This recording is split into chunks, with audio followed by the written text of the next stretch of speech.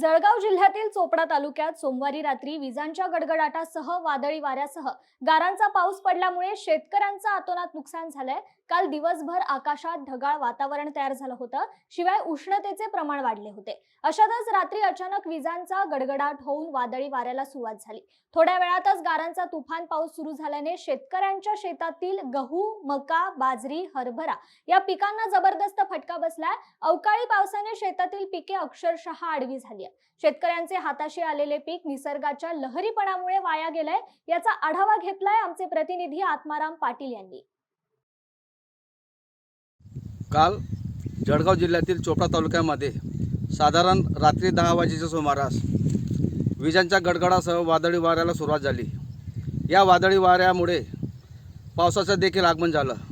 या अवकाळी पावसामुळे चोपडा शहरात सुद्धा किमान अर्धा ते पाऊण तास विजांच्या गडगडासह पाऊस पडला। त्याचप्रमाणे तालुक्यातील काही भाग असतील, या भागांमध्ये देखील प्रामुख्याने अवकाळी पावसाला सुरुवात झाली। खरं जर पाहायला गेलं तर शेतकऱ्यांची तोंडाशी आलेला घास कुठंतरी निसर्गाच्या लहरीपणामुळे निसर्गच हिरावून घेतो की काय, असा प्रश्न शेतकऱ्यांच्या मनामध्ये उभा आहे।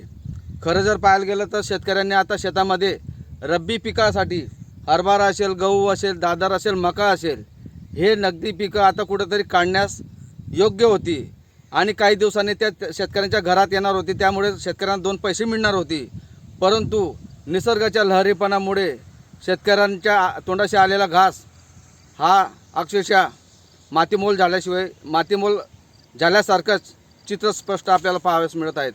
यासाठी शासनाने त्वरित पंचनामे करून शेतकऱ्यांच्या पाठीशी कसं उभं राहता येईल, शेतकऱ्यांना मदत कशी दिली जाईल, या प्रामुख्याने लक्ष द्यायला हवं।